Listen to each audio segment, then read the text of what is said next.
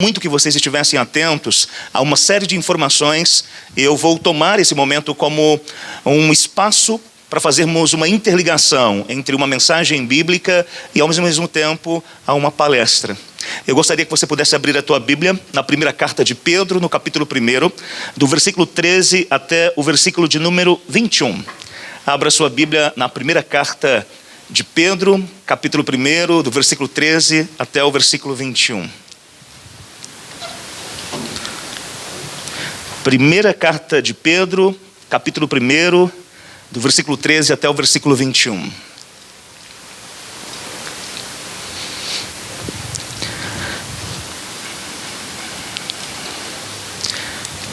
E a palavra do nosso bondoso Pai diz: por isso, cingindo o vosso entendimento, sede sóbrios, e esperai inteiramente na graça que vos está sendo trazida na revelação de Jesus Cristo.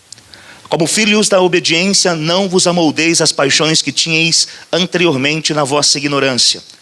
Pelo contrário, segundo é santo aquele que vos chamou, tornai-vos santos também vós, mesmo em todo o vosso procedimento. Porque está escrito: sede santos, porque eu sou santo. Ora, se invocais como Pai aquele que, sem acepção de pessoas, julga segundo as obras de cada um, portai-vos com temor durante o tempo da vossa peregrinação, sabendo que não foi mediante coisas corruptíveis, como prata ou ouro, que fostes resgatados do vosso fútil procedimento que vossos pais vos legaram, mas pelo precioso sangue, como de cordeiro sem defeito e sem mácula, o sangue de Cristo, conhecido com efeito antes da fundação do mundo, porém manifestado no fim dos tempos por amor de vós, que por meio dele tendes fé em Deus, o qual ressuscitou dentre os mortos e lhe deu glória, de sorte que a vossa fé e esperança estejam em Deus. Versículo 13, por favor. Por isso, cingindo o vosso entendimento, sede sóbrios e esperai inteiramente na graça que vos está sendo trazida na revelação de Jesus Cristo. Feche os teus olhos. Bondoso Pai, nós louvamos o teu nome. E como é bom quando os teus filhos e as tuas filhas, reunidos no templo, podem manifestar essa adoração que é conduzida pelo teu poder e pelo teu amor. Somos gratos pelos nossos filhos e nossas filhas. E quando nós olhamos para essa juventude, nós compreendemos que são nossos filhos, que são nossas filhas, que estão debaixo da nossa direção e da nossa responsabilidade espiritual. Obrigado porque eles estão crescendo. E na medida que crescem, enfrentam batalhas. Na medida em que crescem, enfrentam os desejos do coração. Na medida que saem debaixo das nossas asas e vão viver fora das nossas asas, eles enfrentam uma série de provações e de tentações. E muitas vezes, eles não conseguem lidar com os seus medos, com os seus desejos, com os seus traumas e com os seus pecados. Portanto, nós rogamos nessa noite que nós sejamos atravessados com a consciência de que precisamos de crescer espiritualmente. Precisamos de um coração sábio, de uma vida santa, de uma santidade feliz e não de uma santidade marcada pela tristeza. Pelo contrário, todas as vezes que temos uma vida santa, experimentamos o verdadeiro prazer de fazer a tua vontade. Ajuda-nos a compreender a tua palavra, porque sem a atuação do Espírito Santo não temos condições de entender absolutamente nada do que o texto diz. Então ajuda-nos, transforma-nos, em nome e por amor de Jesus. Amém e amém. O nosso desafio nessa noite, ele está projetado nesse primeiro slide que nós temos a possibilidade de ter contato. A temática hoje são orientações quanto à nossa santidade pessoal. E quando nós pensamos sobre orientações, nós estamos afirmando que, à luz da revelação do Antigo Testamento e do Novo Testamento, Deus tem falado com os seus filhos, estabelecendo parâmetros e, ao mesmo tempo, uma série de paradigmas que são importantes para o nosso coração. E talvez a primeira pergunta nessa noite seja: o que é um paradigma? Um paradigma é um modelo, é um padrão, é um modo de estabelecer uma categoria. E eu digo isso porque quando eu trabalho com conceito de filosofia, com conceito de sociologia, geralmente eu estou permanentemente permanentemente mergulhado na universidade e ao mesmo tempo nas escolas, discutindo sobre uma série de modelos e padrões. E muitos de vocês no ensino médio são tocados por esses padrões, por esses paradigmas, e automaticamente nós ficamos encantados com esses padrões, porque eles são diferentes dos padrões que definem a nossa história. Mas nem sempre aquilo que é atrativo, nem sempre aquilo que aparentemente é inteligente, tem conexão com as verdades eternas e tem conexão com o projeto de Deus para a nossa vida. A maioria dos paradigmas não está, de modo algum, sendo conduzida pela verdade de um Deus que conhece o nosso coração. E por isso, então, o próprio Deus, conhecendo dos nossos medos, Ele estabelece uma série de parâmetros para que nós tenhamos uma conjugação santa e maravilhosa. Nessa noite nós temos a possibilidade de pensar um pouco, por favor, sobre a temática central: missão dada é missão cumprida. E vocês estão trabalhando com o paradigma da adoração, da evangelização e da santificação. No entanto, no lugar do eu gostaria de colocar uma vírgula ou um ponto de interrogação. Missão dada, missão cumprida? Porque muitas vezes, por conta dos nossos medos e por conta dos nossos pecados, nós não conseguimos cumprir a missão. E uma das coisas que atrapalha o desenvolvimento da missão é o fato de que não conseguimos traduzir uma história de santidade. Os nossos corações, eles estão apaixonados. E não há nenhum problema de ter o coração atravessado pela paixão, desde que essa paixão não seja uma paixão carnal, desde que essa paixão não nos conduza a distanciar de Deus. Nós podemos ter um coração fervendo, como nós ouvimos as reflexões dos dois palestrantes que me antecederam, que falaram sobre fascinação, sobre estarmos apaixonados por alguém que transcende, por alguém que é maior do que os nossos medos. Nesse sentido, a paixão é um elemento positivo. Mas as paixões que nos fazem perder a noção de quem somos, as paixões que estão no nosso coração e que de alguma forma estão desconstruindo verdades eternas, elas podem fazer com que os nossos corações estejam experimentando um esfriamento espiritual. Logo, missão dada nem sempre é missão cumprida. Não por conta da voz do comandante, mas por conta dos soldados que não conseguem conjugar uma história de adoração. Quando eu vi essa expressão missão dada é missão cumprida, eu trouxe à memória o ano de 1997, 98, quando eu estive no 18º Grupo de Artilharia de Campanha, no quartel, em Rondonópolis. E essa frase era uma das frases mais importantes dadas pelos nossos comandantes, porque nós deveríamos ter uma vida pautada pelas regras, pelos valores e pelos exercícios que fazíamos todos os dias com a pretensa ação de cuidar da pátria. Até hoje, se você for até o quartel, você vai ouvir os seus comandantes dizendo que é necessário prepararmos para uma guerra que pode acontecer a qualquer momento no Brasil. Naquele período, 1997, guerra alguma aconteceu. Mas a guerra espiritual, ela acontece permanentemente, desde o momento que nós experimentamos Jesus Cristo como Salvador. E nós estamos inseridos numa batalha diária, onde o próprio Espírito Santo quer que nós tenhamos crescimento espiritual. Homens e mulheres, servos e servas, tendo uma experiência clara com o poder do Evangelho. É nesse sentido, então, que nós podemos falar sobre o paradigma da santidade, da conversão ao processo de crescermos espiritualmente. Muitos de vocês já receberam Cristo como Salvador. Conjuga uma história de felicidade, porque Cristo não é apenas um símbolo, Cristo não é apenas um código, Cristo não é apenas um nome, Cristo não é apenas uma regra, Cristo não é apenas um corpo doutrinário, mas Ele é o Redentor da história, o Senhor absoluto do seu coração, que te convida a fazer uma ressignificação de quem você é. Então, se Ele é o nosso Redentor, Ele quer que todos os dias nós tenhamos um exercício espiritual de crescimento, fazendo uma avaliação dos nossos desejos, dos nossos pensamentos, das nossas histórias e do modo como nós conjugamos quem nós de fato somos. No entanto, a pergunta nessa noite é: o que nós entendemos por santidade e santificação? Falar sobre santidade ou sobre santificação é compreender, em primeiro lugar, o paradigma da nossa própria identidade. Quem nós somos? O apóstolo Pedro vai dizer o seguinte: vós, porém, sois raça eleita, sacerdócio real, nação santa, povo de propriedade exclusiva de Deus, a fim de proclamardes as virtudes daquele que vos chamou das trevas para a sua maravilhosa luz. Vós sim que antes não erais povo, mas agora sois povo de Deus, que não tinhais alcançado a misericórdia, mas agora alcançastes misericórdia. Falar sobre santificação é compreender a nossa identidade, é compreender que nós somos uma nação santa, homens e mulheres escolhidos por Deus, e houve um tempo que nós não éramos, houve um tempo que nós não experimentávamos, houve um tempo que nós não tínhamos a sensação de pertencimento e de amor, mas Deus nos permitiu senti-lo, ouvi-lo, percebê-lo. E nessa relação de pertencimento com Deus, compreendemos o paradigma da nossa identidade. Identidade nada mais é de que um determinado elemento, objeto ou fenômeno, que é constituído de várias coisas, de vários elementos que compõem um determinado instrumento, um determinado objeto. A nossa identidade é o resultado do quê?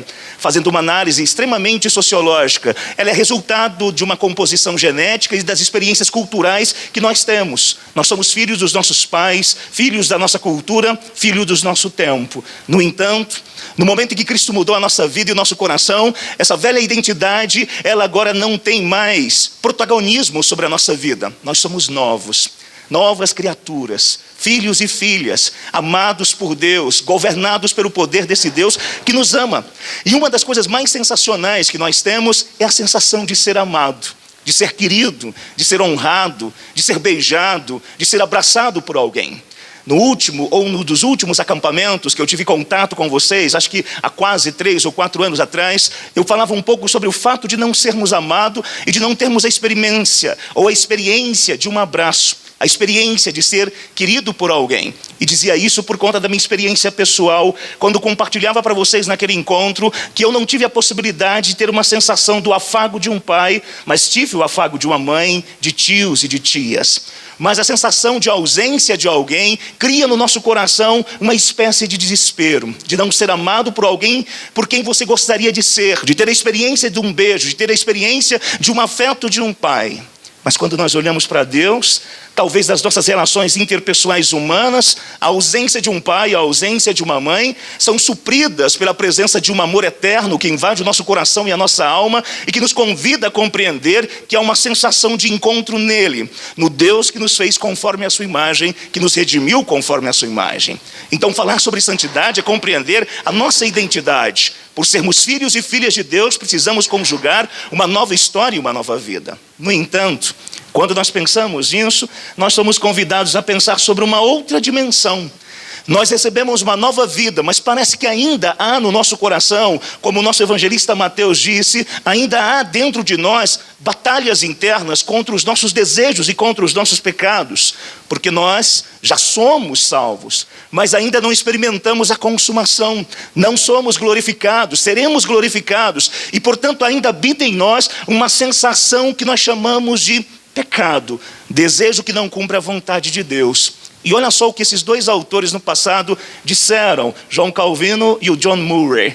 Eles disseram o seguinte: primeiro, John Calvino: a luta na vida cristã é entre o homem interior do coração, criado para ser justo e santo como Deus, e o velho homem que, mesmo destronado, ainda quer manter a sua existência, lutando mais acirradamente à medida que perde terreno. Há um novo homem, uma nova criação. Quando nós lemos a palavra, quando nós oramos, quando nós congregamos, quando nós jejuamos, quando nós estamos nos envolvendo com a obra do Senhor, esse novo homem se fortalece. E a velha natureza, a velha criação, ao perceber que foi destronada e que aos poucos perde o seu poder sobre nós, ela tenta de todos os modos reagir, voltar a definir o nosso coração.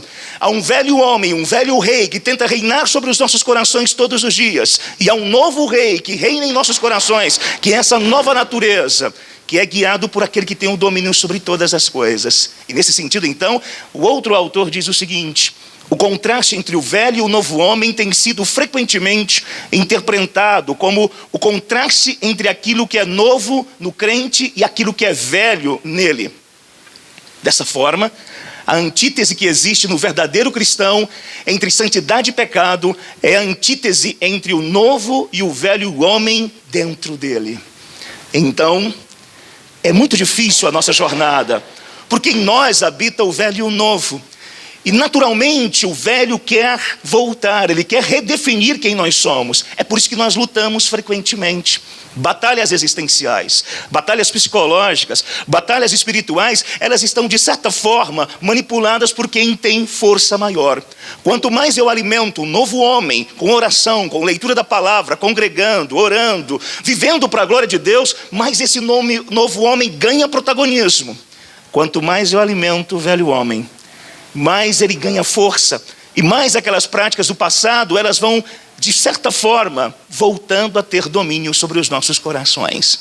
Então nós temos a possibilidade de pensar nessas definições, que no primeiro momento são extremamente teológicas, filosóficas, e você pensa, poxa vida, 7 horas e 18 minutos, estou cansado, eu gostaria que fosse algo mais prático, mas não é possível construir uma noção clara do significado de santidade apenas com discursos que evocam o princípio de um utilitarismo ou daquilo que é muito superficial. Mas eu trouxe para vocês 2 exemplos que talvez sejam melhores do que citações de autores, e esses 2 exemplos passam, pode passar para mim por favor esses 2 exemplos passam por 2 cenas que nós já tivemos a possibilidade de ter contato. Todos nós tivemos a chance de ler, ou pelo menos assistir, as Crônicas de Nárnia. E uma das cenas que eu acho mais fascinante nas Crônicas de Nárnia é quando Edmundo encontra a feiticeira, que por sua vez passa por rainha daquele lugar. E no diálogo com aquela mulher, ela de certa forma cria um manjar turco para que ele possa comer. E dialogando com Edmundo, ele vai comendo aquilo, vai tendo uma sensação de prazer, e ele vai permitindo que os apetites físicos da sua própria constituição definam o seu comportamento. E ela diz, você poderia ser rei de Nárnia. E ele pergunta, e o Pedro, ele também poderia ser? E ela diz, não, os reis precisam de servos. Quando você olha para o comportamento do Edmundo, você encontra basicamente, ou você encontra pontualmente, a ideia de deixar com que os seus desejos definam o seu próprio coração. Quando nós falamos sobre santidade, nós estamos afirmando, em outras palavras, que todos os dias nós estamos lutando contra os nossos desejos. E esses desejos tentam de alguma forma corromper quem nós somos. Esses desejos, eles tentam redefinir a nossa história. Eu não estou afirmando que ter desejo seja uma coisa errada, porque todos nós fomos criados com a habilidade de desejar. Eu desejo ser amado, eu desejo passar na universidade, eu desejo fazer o Enem, eu desejo construir uma história. Ter desejo não é errado. Agora, onde eu projeto os meus desejos? A base dos meus desejos define quem eu sou. O segundo exemplo, por favor, ele está muito interligado ao momento que nós estamos vivendo. Nós estamos extremamente emocionados com os atletas do nosso país, os atletas olímpicos. Nós ficamos emocionados quando contemplamos, por exemplo, medalhas de ouro atingindo a história do nosso país, visto que nós não temos uma tradição. Não há um investimento, claro, não há um investimento real. Mas eu não sei quantos de vocês sabem ou percebem que ao longo da história de um atleta olímpico, ele investe 8 horas da sua vida em treinamentos. Nós contemplamos, por exemplo, as medalhas, e esses homens e mulheres estão permanentemente treinando todos os dias, não há folga. E quando eles treinam, eles têm a sensação de prazer, porque eles estão fazendo aquilo que de fato gostam. Então eu posso afirmar que no processo de santificação é necessário que haja um treinamento permanente dos nossos corações, um treinamento permanente da nossa vontade, da nossa história, para que nós podemos ter a sensação de completude, a sensação de que pelo poder do Espírito Santo, utilizando os meios de graça. E quais são os meios de graça? A oração, a leitura da palavra, o ato de congregar, o aconselhamento mútuo, dobrar os nossos joelhos e conversar com Deus. Esses são os exercícios espirituais, os exercícios da piedade que fazem com que o nosso coração cresça. Nós não ficamos emocionados ao ver os atletas. Não é bom, por exemplo, termos visto aquele atleta baiano que conseguiu, remando, ultrapassar os outros e ganhar uma grande vantagem. Não é fascinante quando você tem a possibilidade de ver os skatistas fazendo manobras, e aquelas manobras são frutos de treinamento diário, eles caem, eles levantam, eles caem, eles levantam, eles estão permanentemente dedicando-se de corpo e alma para atingir um determinado objetivo. Nós estamos falando sobre batalhas comuns, Olimpíadas comuns, jornadas comuns, e que são importantes. Nós também estamos inseridos nessa jornada. Uma jornada espiritual que requer de todos nós empenho, determinação. Pecado deveria ser na nossa vida um acidente, não uma prática. Porque toda prática se transforma em um hábito. E todo hábito se transforma no elemento que define a nossa identidade e o nosso caráter.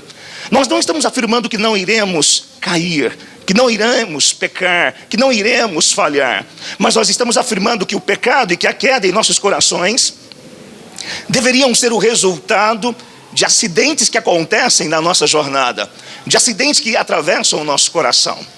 Pensem comigo. Nesse exato momento nós estamos tentando, à luz da nossa experiência com o Evangelho, de criar uma vida santa. Há um modelo de felicidade lá fora. Existem os ruídos desse tempo. Existem os desejos desse tempo. E é natural que os nossos corações talvez estejam pulsando pela curiosidade que habita em nós de saber o que há lá. Como eu poderia experimentar o significado da minha vida lá? E todas as vezes que nós imaginamos que os gritos lá de fora, os ruídos lá de fora, os desejos lá de fora, o princípio de felicidade lá de fora, todas as vezes que nós imaginamos que aquilo tem mais significado do que isto, nós retrocedemos. Nós não estamos afirmando que cantar seja algo errado, que dançar seja algo errado. Nós cantamos aqui. Nós dançamos para a glória de Deus, compreendendo que todo culto evoca o meu corpo, os meus desejos. Mas existem canções, existem construções que não fazem parte mais da nossa vida, que não definem mais a nossa história, que não definem mais o nosso coração. Então, dessa forma, por favor, é que nós olhamos para a carta do apóstolo Pedro, quando Pedro está escrevendo a cristãos que eram perseguidos por conta da fé, e o apóstolo Pedro vai dizer que aqueles irmãos no passado deveriam compreender que na jornada espiritual é necessário ter uma vida absolutamente honesta. Há uma questão importante aqui, e qual é a questão? Por que o apóstolo Pedro começa a falar sobre santificação para pessoas que estão sendo perseguidas? Olha o que o texto diz. Pedro, apóstolo de Cristo Jesus, aos eleitos que são forasteiros da dispersão no ponto Galácia, Capadócia, Ásia e Bitínia, eleitos segundo a presciência de Deus Pai em santificação do Espírito. Pedro estava escrevendo uma carta a irmãos que são denominados como forasteiros. E eu gosto dessa expressão porque de alguma forma ela define quem nós somos. Quem nós somos? Forasteiros. Nós vivemos num mundo, mas esse mundo, ele não é o mundo real, o mundo verdadeiro que viveremos. Nós estamos aqui peregrinando todos os dias. Isso me faz pensar um pouco na perspectiva de Platão. Quando Platão dizia que nós vivemos em um mundo dos sentidos, onde todas as coisas são corruptas e estão num processo de decomposição, e que nós iremos, ou que de acordo com a filosofia dele, a um mundo das ideias, onde todas as coisas são perfeitas, onde todas as coisas são imutáveis. Nós não pensamos como ele, mas nós somos forasteiros. Nós temos uma nova lógica, um jeito diferente de compreender o mundo, uma maneira diferente de compor a nossa construção como seres humanos. Pessoas que constroem modelos de vida que são diferentes, modelos de vida que não são os mesmos modelos desse tempo. E a pergunta é, por que Pedro está falando sobre santificação e sobre santidade a pessoas que estão peregrinando e sendo perseguidas por conta da sua fé? Pensem comigo. Nós não estamos num processo pandêmico. Naturalmente, quando nós experimentamos algumas circunstâncias difíceis, naturalmente, quando nós experimentamos sensações de medo, a nossa tendência natural, muito obrigado, a nossa tendência natural é valorizar o medo, é valorizar a problemática da vida. E então, diante do medo, diante da crise, diante da morte, diante da possibilidade de morrer, muitas pessoas naturalmente deixam de ter uma vida mais próxima de Deus, deixam de ter uma vida mais consagrada, deixam de ter uma vida de oração, uma vida que busca a presença do Senhor. Aqueles irmãos poderiam pensar, nós estamos sendo perseguidos, experimentaremos a morte a qualquer momento, e ao experimentarmos a morte a qualquer momento, nós podemos conjugar a nossa vida de qualquer forma, nós iremos morrer. E se iremos morrer, não é necessário conjugar uma vida de santidade, uma vida de honestidade, uma vida plena, uma vida voltada para o Senhor. Pelo contrário, vamos aproveitar os momentos mais difíceis da nossa vida e vamos conjugar uma história de liberdade, ou vamos transformar essa liberdade num processo de libertinagem. Pedro vai dizer, olha,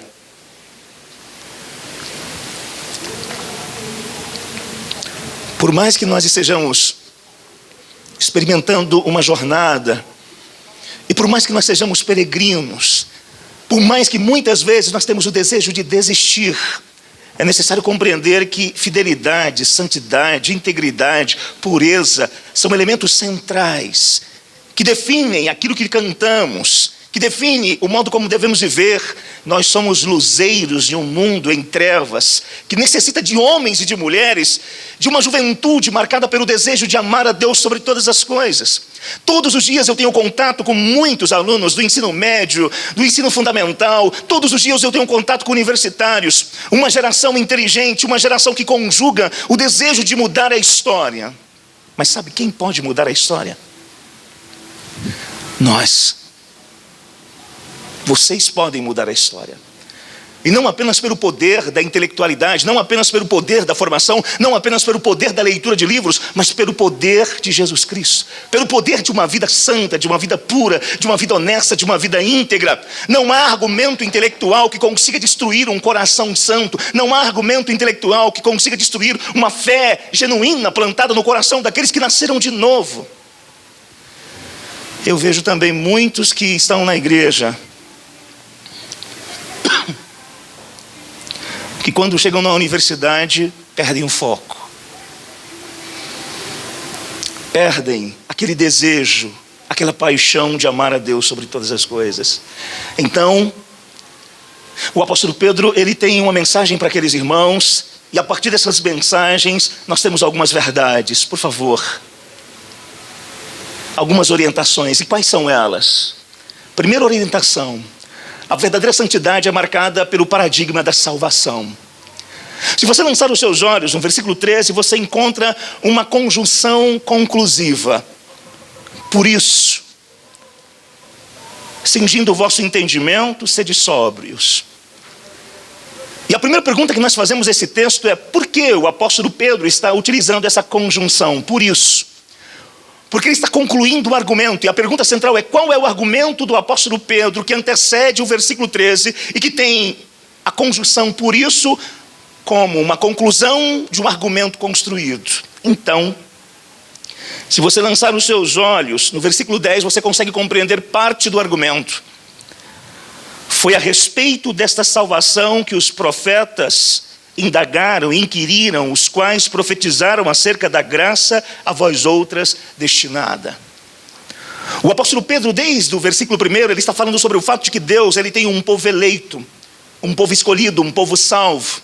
E Pedro agora vai construir uma análise, ele vai construir uma narrativa explicativa acerca do que é essa salvação, e ele vai dizer que essa salvação que atingiu o âmago daqueles irmãos, ela foi profetizada desde o Antigo Testamento, quando os profetas foram instrumentos de Deus para dizer que viria uma salvação, e essa salvação está interligada sobre os ombros de Cristo. Este é o conteúdo central do que o apóstolo Pedro está trabalhando, e ele vai tomar esse argumento da salvação e vai dizer: olha, uma vez que vocês foram eleitos e salvos, por isso vocês devem cingir o vosso entendimento. Vocês devem ter uma vida santa. Então me parece que de alguma forma, quando lançamos os nossos olhos nesse texto, Pedro está afirmando, ou o próprio Deus está nos ensinando que a verdadeira santidade, ela é marcada pelo conceito, ela é marcada pelo paradigma da salvação. Toda pessoa que consegue compreender a dimensão da salvação que Deus trouxe nos ombros do seu Filho, como resposta imediata, ela tem uma vida santa. E a pergunta nessa noite, quando nos reunimos para bem dizer a Deus sobre todas as coisas, é se você tem consciência da tua salvação. De uma salvação que foi preparada de antemão, desde a eternidade, quando no conselho eterno da Trindade, Pai, Filho e Espírito Santo, em um diálogo intratrinitário, quando a Trindade Santa conversou acerca da sua história e da sua vida, e a Trindade Santa definiu de que você experimentaria esta salvação no tempo e no espaço. A pergunta: você tem consciência disso? Que com amor eterno, Deus te amou. E com benignidade, Ele te atraiu. E esse amor eterno, amor salvífico, amor redentivo, ele atravessou a sua história e o seu coração. E agora você tem uma nova consciência, uma nova vida. E essa consciência de que você foi amado de maneira salvífica, foi amado desde a eternidade, ela precisa ser o primeiro parâmetro, o primeiro argumento racional, o primeiro argumento teofilosófico, o primeiro argumento de uma racionalidade teológica e de uma teologia racionalizada. Porque em determinados momentos, a geração de vocês, diferente da minha geração, é uma geração que quer compreender todas as coisas para depois se submeter às coisas. Isso é fruto do seu tempo. A minha geração é uma geração que ouvia uma verdade e se submetia. É isso que meu pai diz, é isso que faço. É isso que meu patrão diz, é isso que faço. A minha geração era uma geração que se submetia à verdade dita, ao anúncio proclamado. A geração de vocês é diferente. A geração de vocês é atravessada pelo desejo de compreender o motivo pelo qual eu devo obedecer aquilo. Na verdade, a palavra de Deus seria suficiente, dizendo o seguinte: apenas tenha uma vida santa. Mas eu preciso compreender os tempos. Por que devemos ter uma vida santa? Porque Deus nos salvou. porque Ele te amou. E quando você é amado por alguém, você tenta de todos os modos ter uma atitude graciosa, bondosa. Você tenta honrar as coisas que te fazem. Pelo menos é assim que uma pessoa que tem saúde emocional vive. Quando você sente o beijo de alguém, do seu pai, naturalmente você quer ter uma resposta de gratidão, de gentileza, dizendo: pai, eu também te amo. Quando você vê o investimento de alguém nos seus estudos, naturalmente você quer ter uma resposta de dedicação. Vou estudar porque alguém paga o preço para que eu possa ter essa vida. Quando você está deitado na sua cama confortável, com o seu ar-condicionado, ou na sua cama simples, com um ventilador soprando sobre o seu corpo, você entende que alguém te ajuda a sustentar a sua vida. Logo você quer ter uma resposta de gratidão àquilo que foi feito. Então, quando você sabe que Deus te amou desde a eternidade, e que este amor se revelou de maneira salvífica, você quer conjugar uma vida mais perto dele. Uma vida mais santa, mais graciosa, mais feliz. E por isso você tem comunhão com Ele, porque Ele te amou quando você não o amava. Ele te quis quando você não o queria. O amor de Deus é estranho. Nós amamos as coisas que nós gostamos e que nos atraem. Deus nos amou quando nós não tínhamos nada de digno, quando não havia nenhuma dignidade que pudesse fazer com que os seus olhos pudessem nos amar. E Ele nos amou. Isso é ser amado. O amor de Deus não pode ser compreendido de acordo com a lógica desse tempo. O amor de Deus transcende a lógica do nosso período. É isso que o filho mais velho, na parábola do filho pródigo, não consegue compreender. Por que o pai recebe aquele que gastou todo o dinheiro? Por que o pai ama, beija? Por que o pai faz festa, churrasco? Porque o amor do pai transcende, excede os nossos critérios morais. Sabe o que há de bom? É que muitos de vocês já conhecem esse amor. E já estão lutando todos os dias para ter uma vida mais perto de Deus. Outros ainda estão começando a entender isto. Outros ainda estão distantes de compreender isto.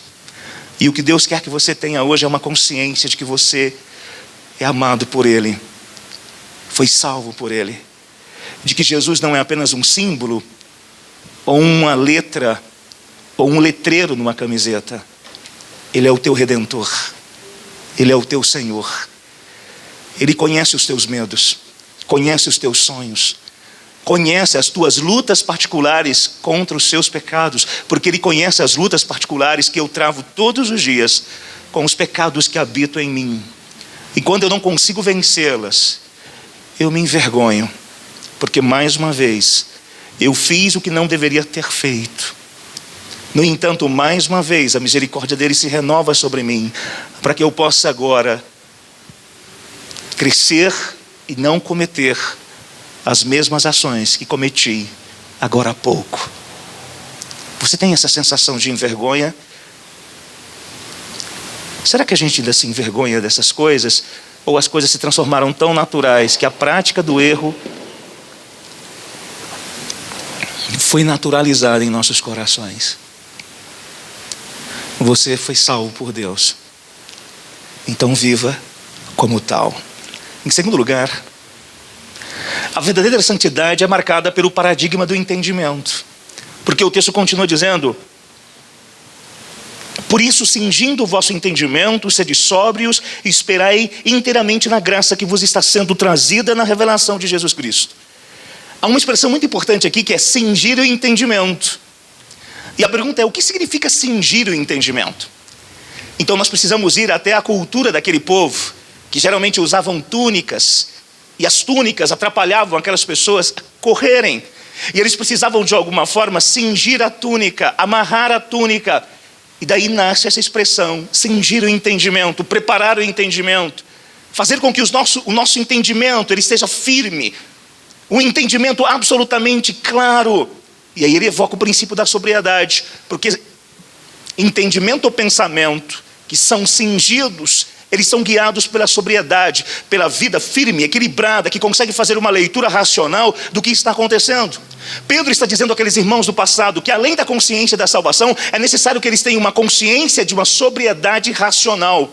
Então, santidade evoca o princípio do pensamento, de fazermos uma leitura clara acerca do que Deus fez na cruz em Cristo e ao mesmo tempo do que Ele quer que nós façamos. Santidade não é algo que é vivido de maneira aleatória. Pelo contrário, Deus quer que nós tenhamos a capacidade de organizar o nosso tempo, de organizar os nossos pensamentos, de organizar os nossos desejos. Por isso Ele nos permite criar categorias. Olha só, nós olhamos para esse objeto e podemos afirmar que esse objeto ele tem um design. Podemos afirmar que esse objeto tem uma utilidade. Podemos afirmar que esse objeto tem uma matéria essencial. São categorias que nós criamos para compreender o mundo. Fomos criados com a capacidade de pensar, de raciocinar, de compreender as coisas, e isso é bom. Todas as coisas que nós temos aqui é resultado do pensamento humano, aplicado e transformando a matéria, transformando a realidade. Deus nos fez como seres de entendimento. E Ele quer que o nosso entendimento seja cingido, controlado, alicerçado, firmado na consciência de que precisamos sermos sóbrios na expectativa da grande revelação. E esta ideia de revelação da graça que vos está sendo trazida pode ser uma consciência de uma salvação que pode atingir o coração daqueles que estavam perseguindo os primeiros cristãos, ou pode ser uma dimensão escatológica de um Cristo que virá para consumar todas as coisas. Isso evoca o princípio de compreender. E nessa noite, o que Deus está chamando a sua atenção é para o fato de que você é inteligente. E a inteligência que você tem, ela pode ser utilizada para a glória de Deus. A inteligência que você tem, ela pode ser um dos mecanismos, um dos elementos, uma das bases para te ajudar a crescer espiritualmente. Porque você não é uma pessoa conduzida pela superficialidade e pela infância espiritual. Deus quer que você governe a sua vida por essa inteligência, por esse entendimento. E por que eu posso afirmar que vocês são inteligentes?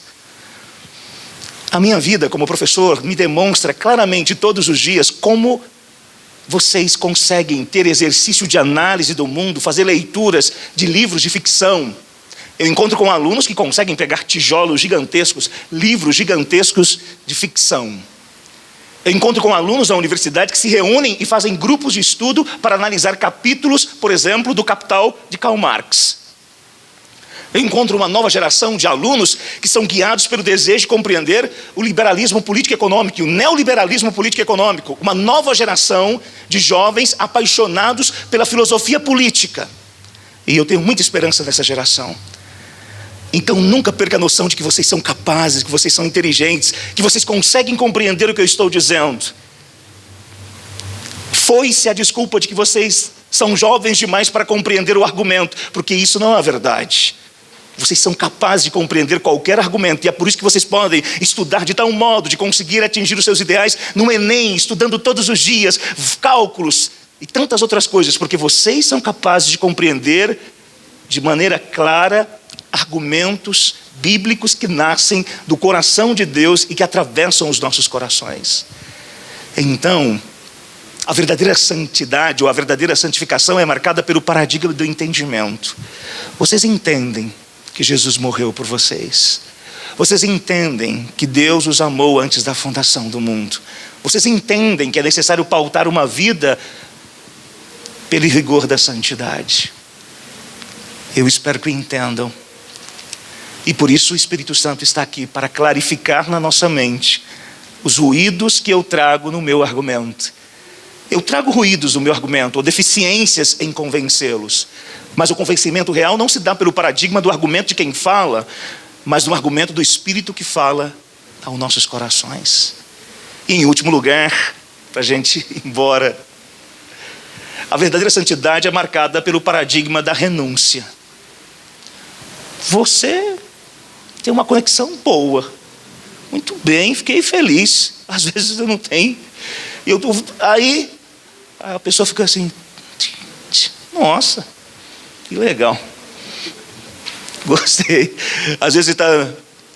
Porque na verdade você, nesse sentido, aí você não, nesse sentido, que legal, muito obrigado. Isso deixa o ambiente mais tranquilo. Se nós falamos sobre o paradigma da salvação e o paradigma do entendimento como dois elementos importantes para a nossa santificação, o apóstolo Pedro está convidando aqueles irmãos à insubmissão, à rebelião, à revolta.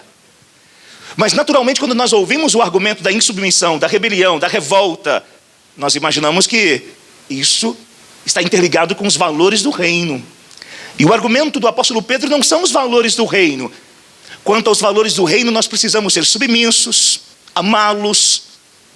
Mas ele está dizendo que existem coisas que no passado definiam a nossa vida e que agora não podem mais definir. E é por isso que ele continua dizendo, no versículo 13, ou melhor ainda, no versículo 14: como filhos da obediência, não vos amoldeis às paixões que tinhais anteriormente na vossa ignorância. Pelo contrário, segundo é santo aquele que vos chamou, tornai-vos santos também vós em todo o vosso procedimento. É fascinante compreender o modo como ele constrói o argumento para aqueles irmãos que eram peregrinos. Ele parte do pressuposto de que aqueles irmãos, eles eram filhos da obediência. E neste quesito, ele está dizendo então que eles possuíam um pai. Vocês possuem uma filiação, e essa filiação é divina, é uma filiação espiritual. Como filhos de Deus, que criou nos vossos corações a verdadeira obediência, vocês não podem mais ter o molde das paixões que no passado governavam as suas vidas. Vocês não podem ter a mesma formatação. E não vos conformeis com esse século, mas transformai-vos pela renovação da vossa mente. Não pode ter o mesmo formato desse tempo. Porque existiam paixões que definiam quem nós éramos. E Pedro está dizendo àqueles irmãos: e vocês precisam compreender que são filhos da desobediência e, portanto, precisam ser santos como aquele que vos chamou. O padrão da nossa santidade é a própria natureza do ser de Deus, ou é a própria santidade de Deus que tem como princípio uma vida separada, uma vida cortada desse tempo. E daí nasce o conceito de kadosh, kadash, cortar, separar. Nós somos cortados da lógica deste mundo. E portanto, é necessário que haja uma renúncia. Uma renúncia de coisas que estavam no passado. E que de vez em quando aparecem no nosso coração. Pergunta: quais são as paixões que habitavam e que habitam em todos nós? E quando nós estamos apaixonados, nós perdemos o controle da análise. Quando nós somos conduzidos pelas paixões, olha só, a Marilene Chauí é uma filósofa brasileira que pensa de maneira muito diferente de todos nós. E que pensa de maneira muito diferente do que eu penso. E eu penso muito diferente do que ela pensa. Ela é essencialmente uma filósofa de viés marxista. E ela vai dizer que a força das paixões é semelhante ao poder das ondas do mar sobre um barquinho de papel. O barquinho de papel não tem poder de conduzir o seu próprio destino. As ondas definem o modo como ele vai construir ou vai experimentar a sua jornada. E ela vai dizer então, nós não podemos conduzir a nossa vida pelas paixões, mas pela ética. Porque a ética é o princípio de uma racionalidade que evoca pensamento crítico. Consegue perceber como uma pessoa que não tem as nossas crenças, que não tem os paradigmas e que não conhecem a Cristo como nós conhecemos, como ela percebe que as paixões são perigosas para a constituição de quem nós somos? Logo, se alguém que não conhece ou que não tem a mesma crença que nós temos, chegou à conclusão de que as paixões possuem o poder sobre a nossa própria existência, me parece que é claro dizer que você não pode conduzir o seu coração pelas paixões, não pelo argumento da Marilene Chauí, que é fruto da graça comum no coração dela, mas pelo argumento de Deus dizendo: sede santos, porque eu sou santo. Pelo argumento de um Deus que te ama, que gosta muito de você, que definiu toda a sua história, que caminha todos os dias pertinho de você, mesmo quando você não consegue ver e nem ouvir os passos do Redentor com você. Meus irmãos e minhas irmãs, pensem nos dois modelos ou nas duas ilustrações que eu trabalhei com vocês no início. Edmundo, um dos garotos, um dos filhos de Adão em Crônicas de Nárnia. Quando ele encontra com a feiticeira, ele permite que os seus desejos físicos conduzam a sua relação com ela, e por isso ele cai. E Aslan, ou o leão, aparece para redefinir a vida dele. Pensem nos atletas do nosso país e de tantos outros países, no sacrifício diário que eles fazem, conjugando uma vida marcada por exercícios contínuos, sacrificando os seus corpos, o seu tempo e a sua vida. E quando nós vemos o sucesso deles, nos emocionamos. Existem exercícios espirituais para que tanto vocês quanto eu cresçamos a cada dia e a cada momento. E é óbvio que nós não conseguiremos sem a força de Jesus Cristo, sem o poder do Espírito Santo, sem uma vida pautada pela graça, pelo poder de um Deus que nos sustenta. Pastor Emerson, eu estou apreensivo, inseguro e com medo, ou triste comigo mesmo. Hoje é dia de recomeçar. Hoje é dia de redefinir a história. Hoje é dia de você simplesmente dizer: Deus, compadece de mim, ou ser propício a mim, pecador. E recomece. Viva, feliz e guiado pelo poder do Espírito Santo. Em nome e por amor de Jesus. Amém. E amém. Mateus?